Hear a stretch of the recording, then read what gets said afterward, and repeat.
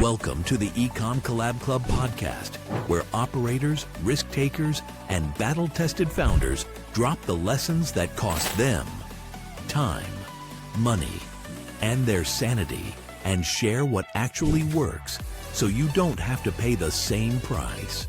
Hosted by Peter Gardner and Adam Pearce, founders of the Ecom Collab Club and Blend Commerce, the Shopify CRO agency, and proudly sponsored by OmniSend.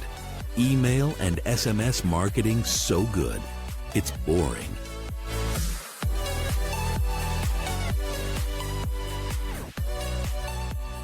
Hello and welcome back to another episode of the Ecom Collab Club podcast. So I'm Adam Pearce, and as always, or nearly always, I'm joined by my brother-in-law, Peter Gardner, and he's also my business partner, of course. Now, we missed Peter last week because he had a migraine, and I did get a bit of heat for taking the piss out of him, so I'm sorry about that. I know migraines are serious, and I'm sorry, Peter, I've offended you. So that's my apology done. But today, guys, we are going to be diving into something that every single e-commerce business faces, and that is the dreaded returns. Now, the questions we probably all have on this is probably, I think, fourfold. Number one, why do they happen in the first place? Secondly, what can you actually do to avoid them? Thirdly, what do they really cost in terms of pounds and pence to a business? And then finally, importantly, how can we actually handle them better? Now, joining us today, we've got a guest on the podcast who proves that it's pretty tricky when it comes to returns, and that is an area which is underwear, and that is the CEO and founder of Nudea, Priya Downs. Hey, you know that feeling when you're about to buy something online, but whoopsie, the checkout's an absolute mess. No autofill, no saved card, and no Google or Apple Pay. And suddenly your wallet feels a very, very, very long way away. Yeah, that's a potential customer gone. And guess what? 77% of shoppers do exactly the same thing if their preferred payment method isn't there. That's a lot of lost revenue for brands. Now take that mess globally. What works at home doesn't work abroad. What's the most popular payment method in Germany or the US or Singapore? Not sure? 77% of local shoppers could be dropping off. And don't get me started on the sneaky currency conversion fees some payment providers are adding. If you're a scaling international brand, don't let payments trip you up. Go to airwallets.com and give your customers a premium checkout experience. More conversions, more revenue, less hassle. Priya, welcome. Before I jump into a question with you, I just need to take a bit more piss out of Adam. Adam, first time you've ever apologized to me in your life? Yeah, I mean, look, we've known each other now for sort of getting on, for 20 years, maybe, something like that, and it's done. So I'm glad you're happy. I'm glad we can move on, and it won't be happening again soon. You're jumping to a conclusion there. I hope you had a great 43rd birthday 2 days ago. Priya, have you heard this story, by the way? So I turned 39 on the 25th of March. Peter decided to email the whole of the Ecom Collab Club community and tell them I was 43. So, yeah, I had a lot of WhatsApps from people saying, look, some people saying, look, you don't look 43. Other people saying that I thought I was older. So yeah, that's the great relationship that we have. That must have been a fun thing to have to correct everyone on. Delightful. But why 43? Why not just, I don't know, 40? I was going to push it to 49, and I thought maybe that won't be so believable. I thought it was just a little bit too much. But yeah, I continue to working with this guy. Let's face it. I feel 69 working with this guy. Let's face it. But there we go. I'm allowed to take the piss because I literally turned 40 in less than 2 months, so I've got to take the fun out of him. Yeah, it's you're rude not to, right? Yeah. Priya, on that note, let's stop talking nonsense here with Adam and I. Let's actually, give the people what they came for. Firstly, thanks so much for joining us. Really do appreciate it, and I appreciate you taking some time out of your busy day to actually get on here and talk nonsense with us and let the community hear your story. Not at all. Thank you for having me. Yeah. I think the first thing that, let's get you introduced. You started in the luxury fashion industry, right? Chanel. Yeah. So LVMH. for those, yeah. So for those that don't know me, I'm Priya Downs, and I'm the founder of Nudea. Nudea is a sustainable B Corp certified lingerie and sleepwear brand. We've been trading now for 5.5 years. So we launched at the end of 2019, and I effectively launched Nudea because I really felt that there were no great options for good everyday underwear when at the time, and I still believe that's still true. I think a lot of new brands have really focused on Gen Z, but real women, particularly 25 plus, really need bras and underwear that's supportive, comfortable all day, every day. And I started the brand because having worked in luxury fashion for 10 years, I worked at Burberry for a big part of that. I really valued good design and quality over quantity. And I never was a fast fashion advocate or buyer. And I always just felt like it was better to invest a bit more, get something that you can wear over and over again, and it's a little bit more quality. And I felt that was completely missing in underwear.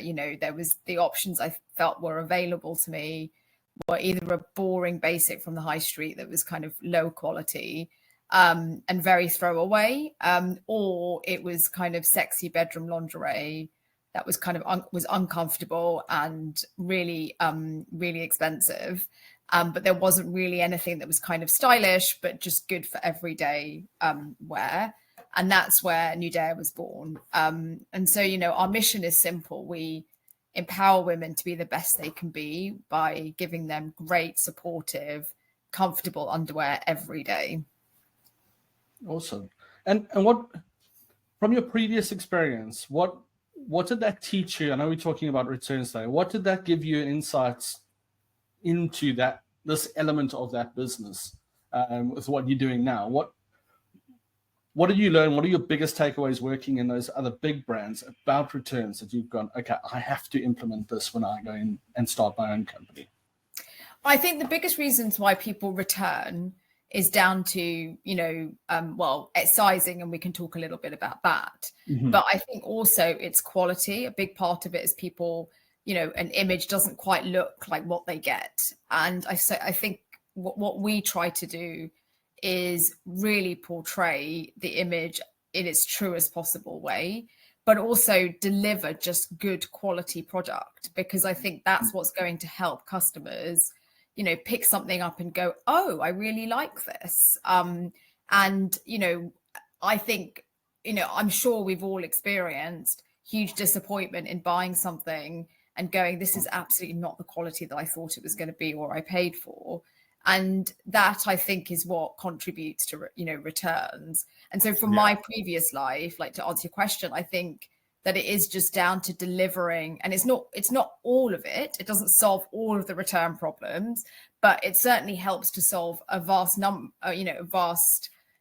of those returns by offering a product that's just really good. It says, it does what it says on the tin. It's good quality. It's photographed accurately. You depict something on the website that's very true, and you give a very honest description of that product, give as much as you can up front. I think all of these things will then contribute to lower returns. Yeah. I think you said something within that as well. I mean, this was really interesting what you said. There was like that fact that when it arrives, somebody gets really disappointed. And this is, we've spoken about this on a few earlier podcasts, that moment that you press buy, that's your highest point of when you really need your satisfaction. From when you're in a physical retail store, you get handed over that product immediately. So you get your dopamine. Whereas now you're paying over the money, you're expecting that dopamine hit, but you don't get it. And you're waiting until you get it and it gets delivered. And that is just like a massive deflation. You get that product and you go, this isn't what I was expecting. And you go, now I have to do a massive effort here to get this thing returned. So yeah. It's a horrible, horrible moment. It is. And I think it also has the potential, it's worse than that. I think it has the potential then to erode brand value and you've lost that customer for life. You know, I think it's okay for people to return if that customer is perhaps returning for a sizing exchange, or they got a product and it wasn't quite for them, but they are still your customer and will come back again. But I think quality, you can never come back from that. You know, if you disappoint a customer based on quality, they're never going to trust you again. So they're gone forever. So it's not just the cost of return, it's the complete loss of what you spent to acquire them, because you'll never get them back. Yeah. So I think it's probably the worst reason to return or have a customer return. Priya, I wanted to ask actually on this point. I mean, look, we're living in a time where you've got brands like Temu and Shein who are, doing well. I won't pass any more comment on that. But I think what I want to ask you is, looking at the clothing and the apparel industry in general, looking around at your peers and looking around at the market, do you think there is a shift more towards what you're doing of focusing on the quality of the product in general? Or do you think it's going the opposite way, where it's all about still quick production, but then essentially wrapping that up with all of the, the e-commerce experience, emails, SMS, all this kind of stuff around it? Do you have a sense of kind of which way generally the direction is going? I think consumers are shifting, but I still feel that brands are a little bit, it's not green, it's whitewashing. So, let's take the recent, Pretty Little Thing rebrand, for example. They were the epitome of fast fashion and then got kind of knocked out by Shein. And their business obviously, fell from kind of from a peak. And now they're trying to go a little bit more upmarket, and they're trying to kind of say, look, we now want to change our ways, or we want to rebrand and be more of a luxury kind of brand that's a bit more about quality. Do I truly believe it? I'm not sure. I don't think a business like that is going to change their factory network, change their, the way they've done things. I think it's a way of capitalizing on a marketing moment. I do think consumers are thinking more about quality. And so it's very easy to kind of say, oh, well, we are too, we're quality. So I think, look, I don't know what their plans are, and I can't speak for them, but I just think that there's certainly a lot of brands now saying that's what they're doing. Whether in reality that's what's happening, I'm not sure, but it's certainly true to say that consumers are starting to think again. And it's really good, I feel, that the secondhand market's taken off. Vinted is doing extremely well. And, things like, brands like Pretty Little Thing are doing well on Vinted. I guess it helps now that they've rebranded and there's a bit of a value to the brand. But I think that, particularly Gen Z are thinking more about look, we don't just necessarily want to buy one thing and throw it away brand new. We'll buy secondhand, and then on the other side, if we are going to buy new, we'll probably spend a bit more on something a bit more quality. So there's definitely a consumer shift. Whether the brands are really genuinely offering that, stands to reason. Yeah. No, excellent. And I think that's really good, and interesting to hear, because I think, we see it as an agency with different brands that we work with. There is moves in either direction. And I think, like you say there, with people becoming more conscious, I think, like you say, in that Gen Z market, but equally, I think a bit of an awakening in that millennial market. You've essentially got, sort of a good proportion of the buying consumers who are at least starting to think a bit more about what they're consuming and how they're consuming it, both from a quality and a sustainability point of view. And we'll talk about sustainability a little bit later, aren't you? But I think for now, I want to talk to you about, obviously, the topic of today, which is obviously returns. And, thinking about selling lingerie online, my initial thought is, this sounds like an absolute nightmare. You've got a personal product, that is, generally when you think about buying underwear and lingerie in store, brick and mortar, we've all probably been in that experience where we're told at the till, you can't return this item.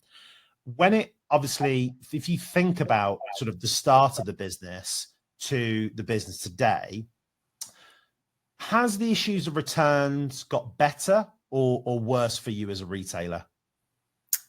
I think it's got better, and I'd be worried if it hadn't. I think the reason it has got better is now, you know, we do have customers who know us and come back time and time again. So we have a portion of repeat customers who technically shouldn't be returning because they know their size, they know what they're buying, versus say in the early days when everybody was new, right? So your return rates should naturally come down and stabilize. And you know, of course, if we have bursts of, right, we've acquired a whole bunch of new customers all of a sudden, then you do find fluctuations in returns rates. But overall, they should be coming down as you get more and more established and people know your sizing and, you know, understand how your sizing works. I think one of the things that we've spent a long time doing is investing in upfront sizing tools. So, you know, we offer a fit quiz, which is available on our website. And it's a quick and diagnostic sort of test that sort of tells you, you know, what size we would recommend you buy from us.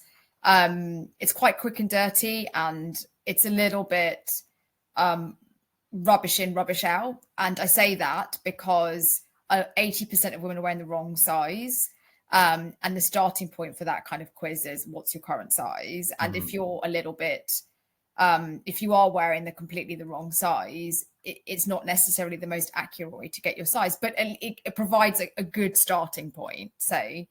And the quiz isn't particularly unique to us. I think a lot of bra brands have a quiz. But I think one thing that we have, which is very unique to us, is our fit tape that we have trademarked. And that is a really interesting proposition because it is something you can't argue with. It's a physical tool. You know, you take your measurements outright in front of you. And I think particularly when it comes to bra sizing, there's an element of trust. So, you know, if you're putting your digits into a black box and it's coming out with a size and it's not a size that you generally wear, and statistically it probably won't be, because if 80% are wearing the wrong size, you're likely to come out with a size that doesn't fit you. Are you necessarily going to push the button if that's not a size you normally wear? You know, there is a little bit of nervousness around that, right? So do people necessarily convert? And we see this on the quiz. Generally, people default and go, well, I don't really trust that. I'll just buy the size I usually wear. Right. Whereas, you know, the tape you can't argue with, right? And so I think that builds a whole new level of trust. And also, you know, people then go, I like this brand. They're not trying to give me the hard sell straight away. I'm sort of building a relationship with them. And that comes down to a whole new customer journey. So with the tape, we sell it on our website for £5, and then their customer gets that back on their first purchase of a bra with us. It generally delivers between 30 and 35% conversion to product. So it's an extremely good converting tool, but it also helps to keep returns down, right? Because people are then not buying 5 sizes and returning 4. They are buying a size that they know is going to work in our range. And it's also something they can keep in their underwear drawer because it's not paper, it's a proper vinyl tape. And they can reuse it time and time again. So, you know, if they have a baby and change their size, or if they lose a bit of weight and change their size, which women do all the time, then, you know, they can check again and buy again. So it's also a brilliant retention tool and offers that kind of stickiness to product. So, sorry. I was going to say, look, I would imagine as well, look, with that as well, I would imagine that it then also creates a lot of chatter amongst friends about obviously the experience they've had with you, because they've had that good experience. They can see that you are, you know, being a bit more practical than your competitors. And I suppose that has that knock-on effect, doesn't it? Yeah, it's a bit of virality when it comes to marketing. People can talk about it. It's a small investment for us. You know, we don't make any money on it, but it certainly creates a talking point. And I think, you know, there's a whole angle here around, I would say, a bit of a public service you know, that we're doing, because fitting are a dying skill, sadly. Less and less places are offering it. Less and less people want to have it. I mean, it's a very intimidating experience for a lot of women to have to go into a store and get fitted. And let's face it, it's quite Victorian. Like, why should I have to, when I can click a button, get an Uber, when I can click a button, get a Deliveroo, why do I have to go into a store to get my bra size and then be given a hard sell on a bra? Like, nobody wants that, right? So I feel like, and certainly not Gen Z and Generation Alpha that are coming after them, I hear it time and time again, mothers saying their teenage daughters will not go and get fitted for love or money, right? So where is that industry going to go if you don't offer something that's a little bit more modern and a bit more accessible to people? And don't even get me started on people who can't go out and get fitted, for accessibility reasons. So I think that by what our tape does, it kind of is not only about the kind of obviously commercially, it helps with conversion, it helps with returns, it helps with retention, but it also has a huge element of talkability and marketability around it, and also just that kind of customer relationship. But certainly for the return side, I think any bra business has to invest in that sizing element, especially if you're a newer brand. If you've not been around a long time and you're trying to scale, to get new customers, how are they going to know what size to get when you stock 50, right? Yeah. It's just not.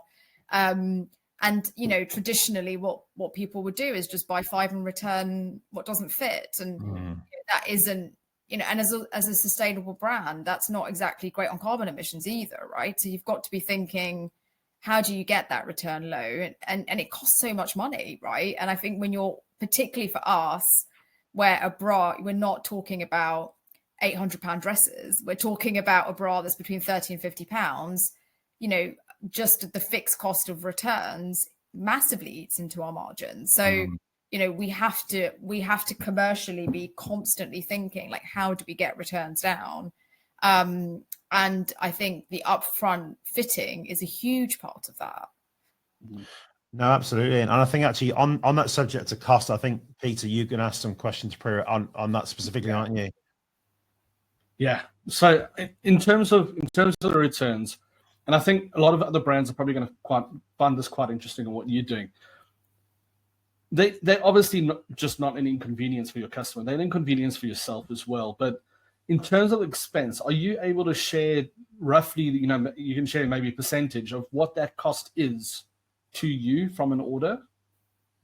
Sure. So on our average order values, so our average order value is 65, which is about roughly the value of a set. Is our returns are something like 15 to 20% of that cost. That's what it costs us, in terms of shipping, in terms of restocking, in terms of rebarcoding, and all of the elements that come with it. We used to offer free returns the longest time, and we took the step last year to start charging for returns, and it wasn't an easy decision, because we also recognize that free returns can also be a way to get conversion up, right? People are more likely to convert if they know they can return things for free. But we sort of softened it by saying, if you exchange it for another size, we won't charge you. Or if you take store credit, we won't charge you. And we did this alongside an app called Swap. I don't know if you guys know Swap. And Swap is a really great dashboard that gives the customer a lot of upsells if they, encourage them to take store credit as opposed to a refund. Because we'd much rather that customer then comes back and shops with us again. It doesn't change the fact they still have to ship the products back to us, but at least we know we've got a future customer or future purchase down the road. And actually a lot of people don't take up their credit. I mean, we all know that, right? But we don't say that out loud, but that's generally what happens. But I think that with refunds, it is a real shame. If somebody buys something and then returns it, it massively eats into our costs. So I think that we have to continue to drive that down. I think fortunately for us, across the range of products we stock, we launched sleepwear 3 years ago. We also have briefs, and we have and briefs and sleepwear are sized extra small to extra large, so they have less of a return propensity from a sizing point of view. So if you look at our average return rates, they're generally quite low. So our average return rate is hovering around 19-20%. But it's quite different for each category. So for briefs, it's very low. It's like 5 or 6%. But for bras, it can be anywhere up to 30%, potentially 35%. And so, that is an average, right? But I think that when we look at some of our competitors and we look at, say, for example, we sell with John Lewis and we look at their return rates, they're much, much higher, right? And I think one of the reasons is because sometimes our partners offer longer return windows than we do. And secondly, they also have their returns processes are much, much more accessible. So they're much easier for customers to do. So they can return online. John Lewis has a wide footprint. So, I think like that makes it, I guess, almost more encouraging for customers to shop via them than via us, because they know that, I can actually return to John Lewis down the road a lot more easily. So it's no surprise that they have higher returns than us. But certainly, but also they don't have our fitting tools. So, it's a bit of both. Like we invest in fitting, they don't necessarily do that online and nor in store. So, I feel like that's also something that means that our return rates will always be better than theirs. But, bras are certainly a challenging area, a bit like footwear. There's a lot of sizes. It's something you have to accept it. At the end of the day, you can't. There's always going to be a customer that maybe doesn't want to buy the tape, doesn't want to try going through, and you have to go. They're still your customer. They're still worthy of and just as likely to love your products as anyone else. So you have to kind of embrace it and go, okay, if you want to return, we're happy to help you and see what we can do. One of the things that we introduced quite early on actually is virtual fittings. And very few people actually use it to get fitted. It's not something that people go, yeah, I'm going to use that to get fitted and book an appointment. However, one of the things that we recognize is that when you go in for a real life fitting, you have it's almost like you have like a styling session. Someone fits you, puts the bra on you and then checks the straps and checks the fit on you and says, right, that's correct. And often a lot of people, when it comes to bras, don't adjust straps. So they just kind of put it on and go, it doesn't fit me, return it. So what our virtual fitting session does, and our customer service kind of drives a lot of people through virtual fitting, is to say, hey, look, if you're worried about fit and the bra you've received, why not book in with our fitter who can check whether this fits you? And more often than not, she's able to convert that customer into either a keep because they just didn't realize that they weren't adjusting what they were meant to be wearing, or they'll convert them to an exchange. And so we find that actually once a customer goes through a virtual fitting, they rarely come out wanting a refund. So I think that service massively helps to prevent returns. And yes, of course, that's a cost to us, but it in the grand scheme of things, it's much, much lower than it's much easier. It's much cheaper for me to pay her to run fitting sessions than it is to take all of the people that go through those fitting sessions as a refund. So, so I think it's definitely worth the investment. Yeah. And then you mentioned that you've only recently started charging for returns. Yes. Did you notice that there was a change in your conversion rate? Did you notice that there was maybe a decrease in returns? What were your findings off the back of that change? Amazingly, no. And I think that, one of the reasons why is that we still haven't made it completely. We've basically said, look, if you take store credit, you will get a free refund. And I think customers generally accept that on conversion. They sometimes live to regret it. So when they get their product, they're like, oh, I wish I could get a refund. And then there's a little bit of a, but then they just take the pinch with the cost of return, right?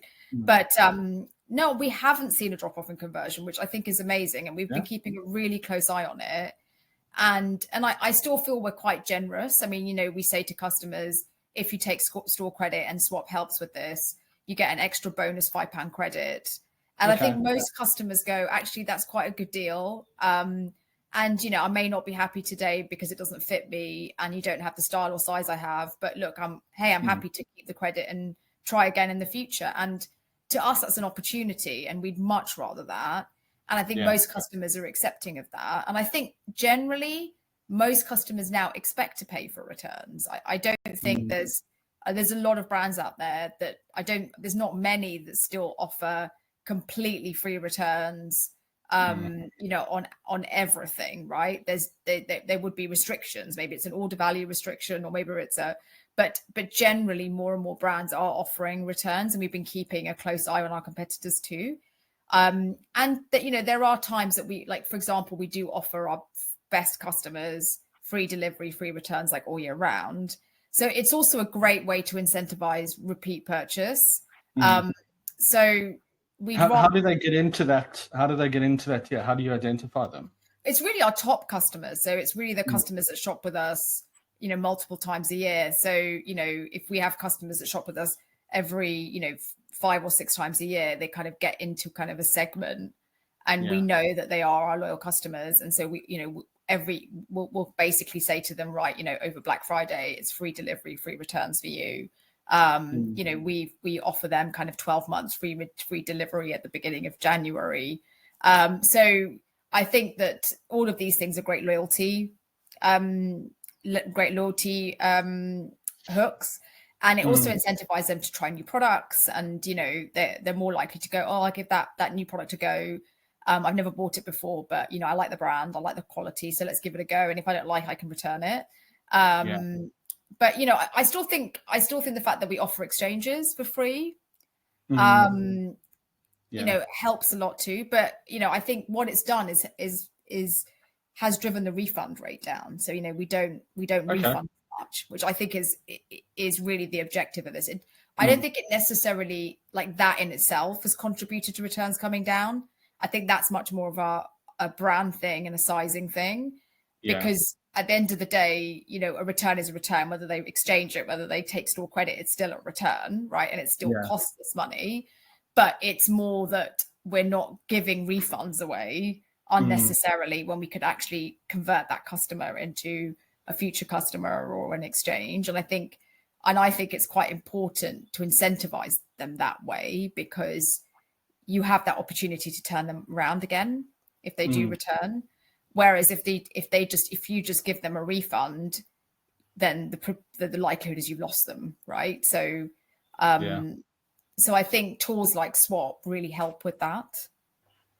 Yeah, and you obviously, this is circling back to what your product quality is. You're not going to be refunding somebody if they receive it and they feel the quality and they go, this is a quality product, it's just the wrong size. I do just want a different size right now. I suppose that helps. Exactly. Well. And I think that's why it's worked. And we haven't, you know, I think people, we don't generally get people going, I hate this product. It's, you know, I don't like the quality, you know, like most people, because of the quality of product, are going to be, it's just not the right style for me. It's just not the right size. And that's, you know, and that's why they're willing to accept store credit or willing to take an exchange, because they believe in the brand's products. And if it's not for today, then it will be potentially in the future. So I don't think that at least is not an issue we have. Yeah. Oh, that's awesome. So you mentioned earlier, you said that some people buy 5 of the same product in different sizes. Yeah. Do you have an internal system where you are, you know, getting a notification that says this person just bought the same product, this many sizes? Are you holding that order? Are you doing anything with it? Or are you just going, look, that just ships, we know we're going to get a return off the back of this? I think the latter. I mean, we don't have sophisticated systems like that in place at the moment. I think obviously as we scale, you're right. I think getting that kind of level of insight is hugely beneficial. But even if we did, what would we do about it? I don't think we'd have to think very carefully about, if that customer's made the decision to spend £300 to buy 5 sizes, is it in our right to stop them? Like, I think that they have every right to do that. And, hopefully, I think the positive way to look at that is that they've got high intent to keep, right? That's why they have bought that many sizes, because they're really interested in that product. They really want to make it work for them. And so really, you just have to embrace it and go, look, fingers crossed that one of those sizes work for you. Because we would hate for you to return all 5, right? I think that would be the thing. But I do think you're right. There's probably opportunity that's there in terms of, like, perhaps putting in a little card to say, oh, we've noticed that you've bought 5 sizes, please do let us know if we can help you with trying it on or anything like that. I mean, that's probably something. Even like an alert, you could even do it on the cart page. It could be like, look, we noticed you've got 5 of the same. Yeah, exactly. Yeah. Have you used our virtual trial, and have you used all these other things that all the tools that we've got available to try and narrow that down? And you might get them going from 5 to 3, maybe. Potentially, yeah. And I think, or it could be that we throw in a fit tape for free, or something, or something like that. We don't have those sophisticated tools in yet, but I think, that's definitely an opportunity. Yeah, it'll be interesting to test that on your site and see. Yeah, absolutely. If that actually sparks any good or bad things. You would have to follow the data quite far to figure out if it worked, though. Yeah, cool. Absolutely. Adam, I think you were going to go into customer experience now. Yeah, I mean, look, it's really good to hear. I think, Priya, that obviously a lot of people listening. What I liked what you were saying earlier on is when you do have that situation when there is a return, you've got those different touch points. Obviously, with the fit tape, with the virtual try, and you've got these different routes to guys sort of push people down. And I think the marketer in me as well loves that, because for me, it's like you've got all those different touch points, and you can then evaluate that data to which touch points then actually convert to a higher LTV customer. And I could geek off about this all day, but I won't. But what I wanted to ask is that when you do get returns, in terms of the feedback, what sort of feedback do you collect, and how does that sort of then pass back through the business? So we, again, through Swap, which is one of the reasons why we've used them, is that they have very good ways to you can amend the reasons. And when people return, you want to make it as easy as possible. You don't want them sort of having to, if you expect them to type an essay, they're not going to do it, right? So you just want them to go A, B, C, D, click, click, click. So we're constantly testing, like, which options people click, and reordering them as well to see if that necessarily, because we've all done it. We just go, oh, click A, So it's a bit of a behavioral science in terms of trying to get good data from those returns forms. So yeah, we're constantly looking at it, and with Swap, at least, it's great because you can actually get the reasons and the reason codes, and it's a fairly clean data set. And yeah, we look at that periodically, like every month, and we analyze them and say, okay, what is the top most return product? Why? And what are people citing as the reasons? And, I think that's really important from a design fit point of view. And I think if it's a sizing fit issue and it's consistent, then that's something that we take quite seriously, and we feed back to in the design process to say, look, we're getting a lot of customers returning this product on the same reason.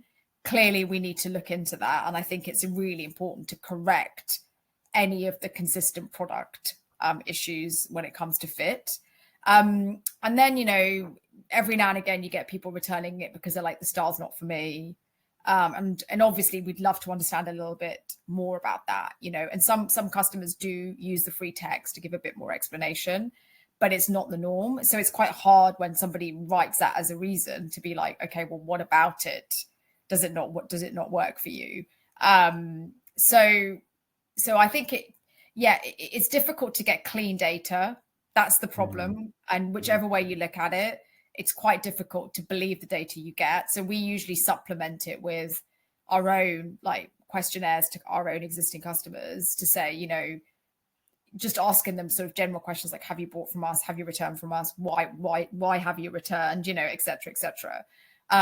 Because I don't think you can take those return forms I think if you see patterns, yes, but I think if it's very hard to draw major conclusions from some of the more generic answers, like, suit me.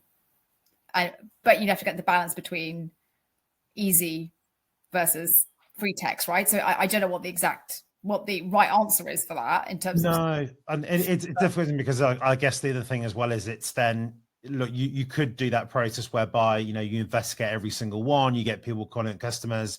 That's a very expensive time sapping thing to do. And what you would actually learn from it, I mean, look, reality is, are you going to get much more than what you've got in the moment? So I think it's that difficult balance, isn't it, of trying to work out if there are any trends that are there, but not sort of over egging it so that you kind of lose your focus.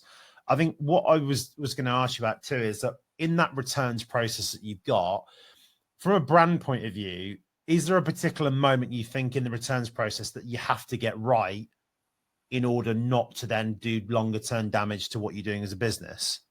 Is there a particular action or activity in the returns process you think that it is crucial? I think when it comes to sizing, I think intervening early as possible to kind of reach out to them, which we do, to say, look, please do take a virtual fitting. We'd love to help you get it right. I think is an important step that we do.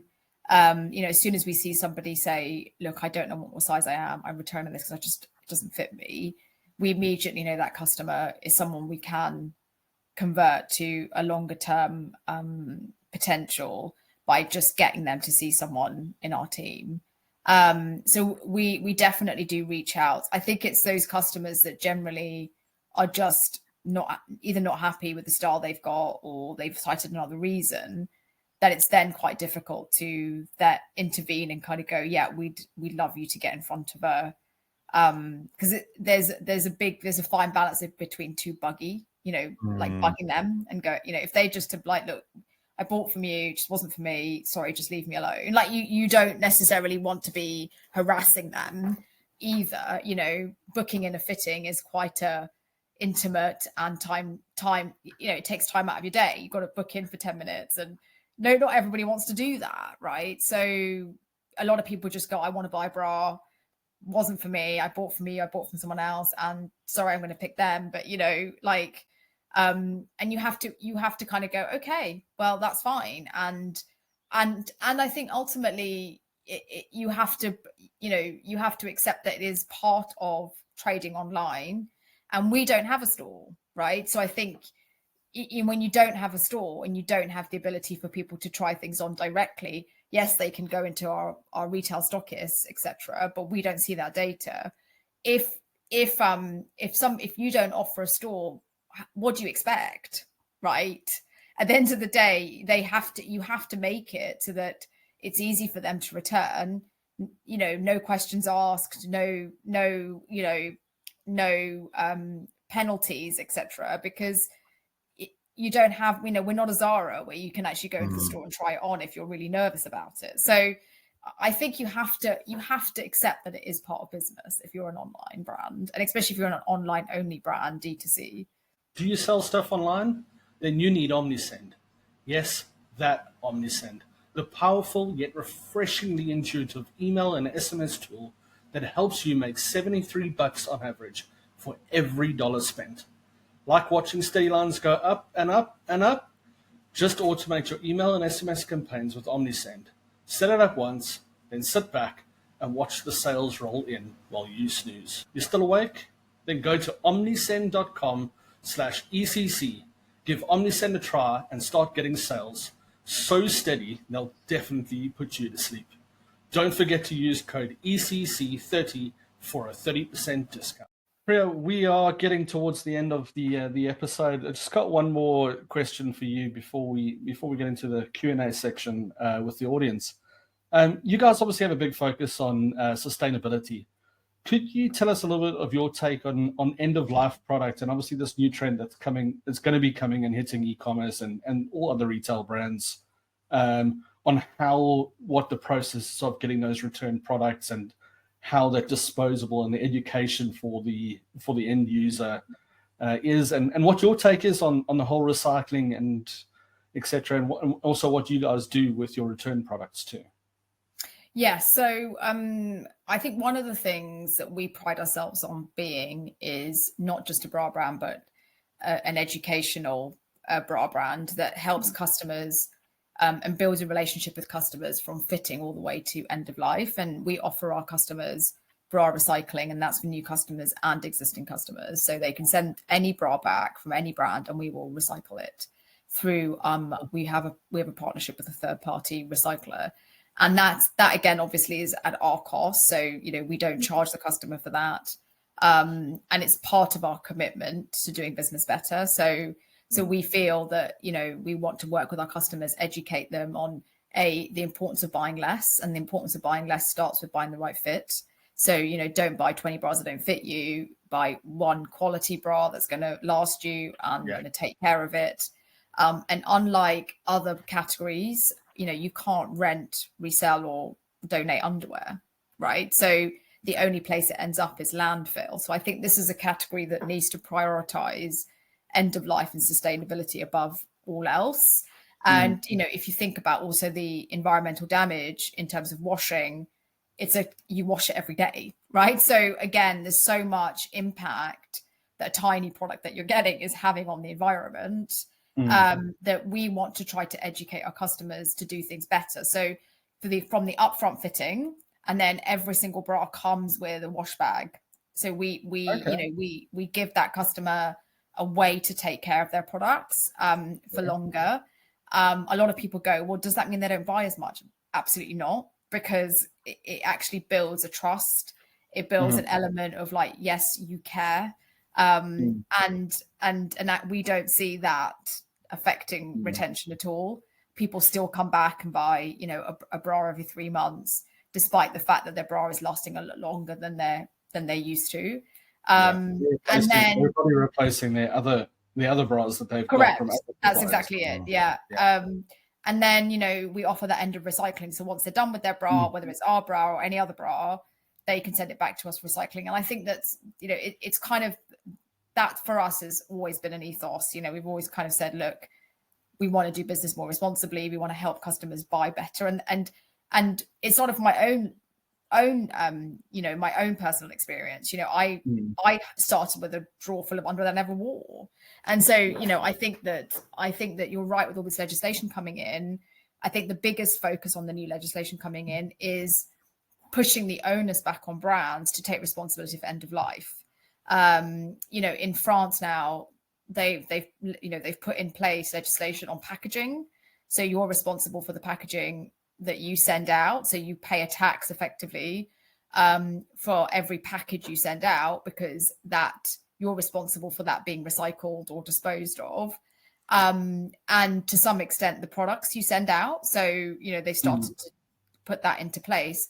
I think that's going to get more and more adopted everywhere. I think the UK is looking to bring that in. And I do feel that we need to start taking more responsibility for end of life. We're just getting particularly with fast fashion, we just get mountains and mountains of clothes that just do not decompose. And so I think it's really important. I think just like the plastic bag tax, what that did to just get rid of plastic bags overnight and change people's behavior. I think this is what's needed to change people's behavior. I think we need to get away from this drug of I need to buy,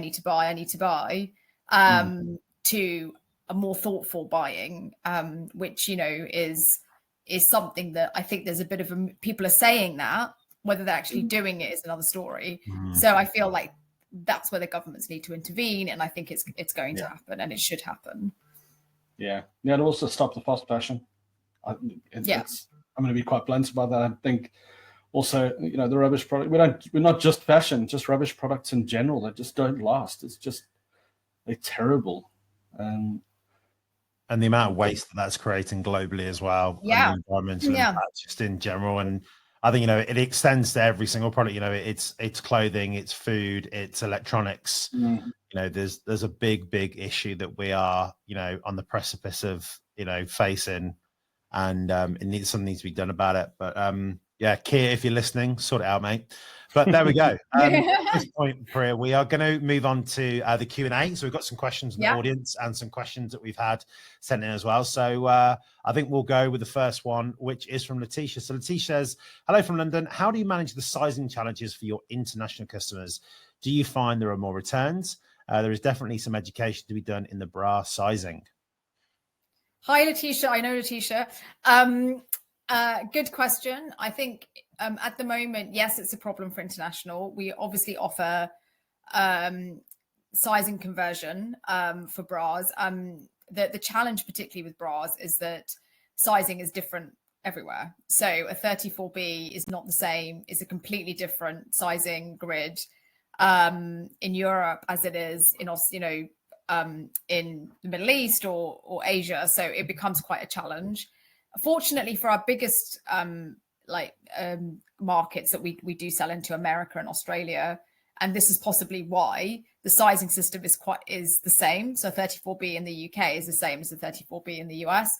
And so I feel like that isn't necessarily an inhibitor for those markets, but certainly yes, for Europe it is. But we do obviously try and offer like sizing conversions and sizing help with that.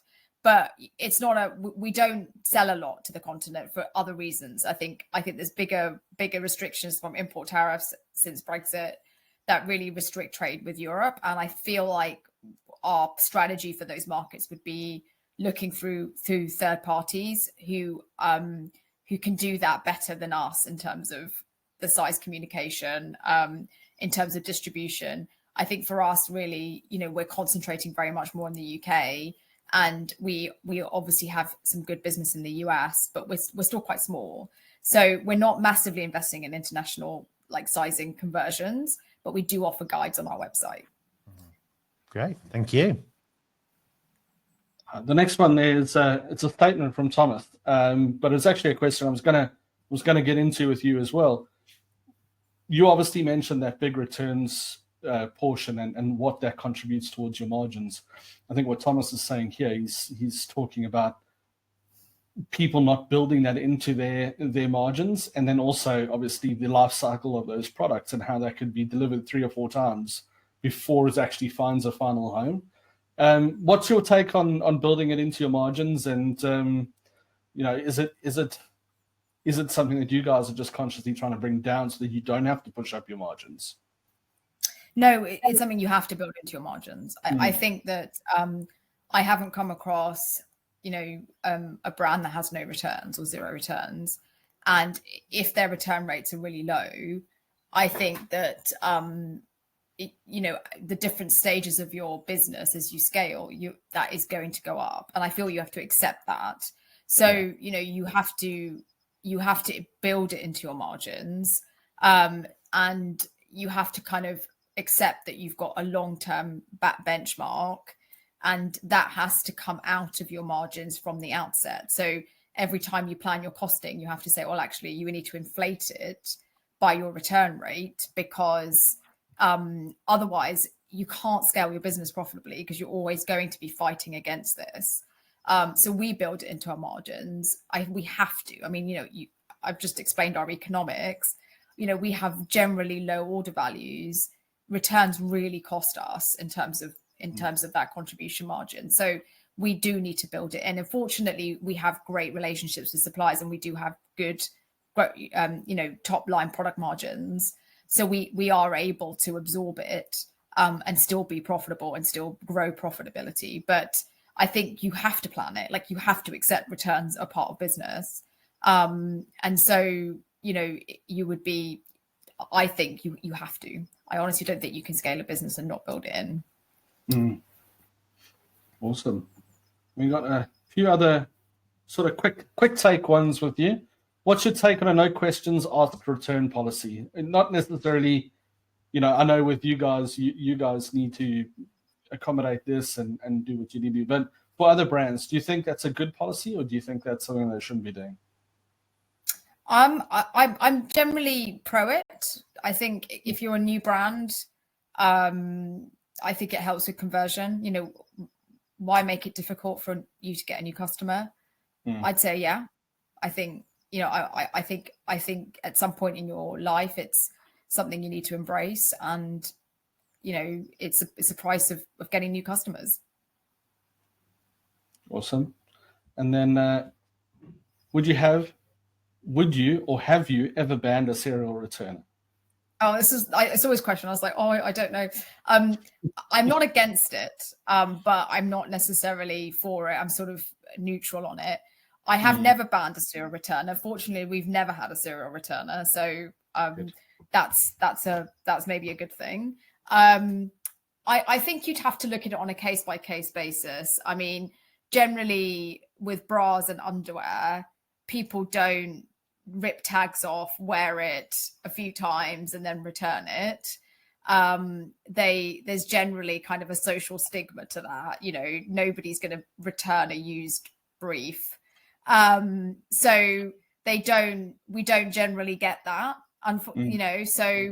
but I would say that I think you have to look at how returns come back to you. If you are seeing a pattern with that serial return as sort of, wearing something a few times, it comes back damaged or it comes back worn, then I think you have a right to kind of go, look, you're clearly not buying it to keep, you're buying it and then wearing it and then returning it, which is not kind of right. But then, there are people who perhaps are just genuinely interested in your brand and they just can't seem to get the product right. And it's important to differentiate between the two. If you've got somebody who makes the effort to buy from you 5 or 6 times, and unfortunately everything they've returned and it's been in good condition with tags, etc., just hasn't worked for them, there's high intent there. So they could be a customer down the road. So you have to be careful not to ban customers like that, I think. So I would say I'm not against it. I think it's a case by case basis. Awesome. And then one last one. See, I'm not expecting this to be from you, but it might be from someone else that you've heard of. Just a little bit of fun. What's the worst return experience you've seen of or heard of? Oh gosh. You don't have to name names. No. I've definitely seen some in my brand where I've just been, where people have returned things and you just go, gosh, I mean, how can you? It's clearly been worn, washed, a few times, and you're like, okay, and I do think that's kind of shame, but it's hard to argue with that. How do you, it's your word against theirs, and it's difficult.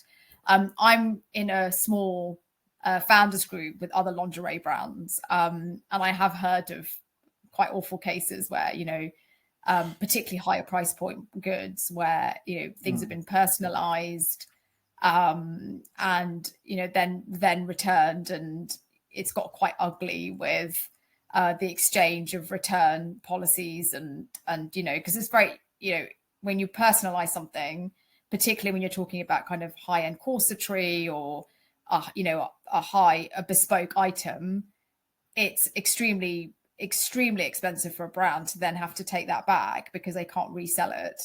And so, fortunately, we don't sell those kind of products. Unfortunately, we've not had that experience, but I do feel the pinch for my friends or my founder friends who have to deal with that. I mean, that's kind of bad. So yeah, I think that's probably the worst I've heard. Cool. Thanks so much. Really appreciate that. And Priya, look, I just want to say thank you so much for joining today. And like what I've absolutely loved about our chat is the fact that, look, I think you're very realistic. You are thinking about people. You're thinking about your products as a service. And it's been really refreshing, I think, to hear that from someone like yourself. So thank you so much for coming on and sharing. And obviously, if people want to find out more about you and the brand, what should they do? Where should they go? Visit our website, www.nudea.com, Nudea. And follow us on Instagram, on all our socials. You guys will tag me right on LinkedIn, so you can find us on LinkedIn. Look, hopefully we can convert you to a customer too. So thank you for having me. Our pleasure. Thanks so much, Priya. Really appreciate you coming on and sharing your experience. Absolutely. Thank you. Thanks for listening to the Ecom Collab Club podcast. Make sure you like, subscribe, and join our community at ecomcollabclub.com. lingerie.com/community.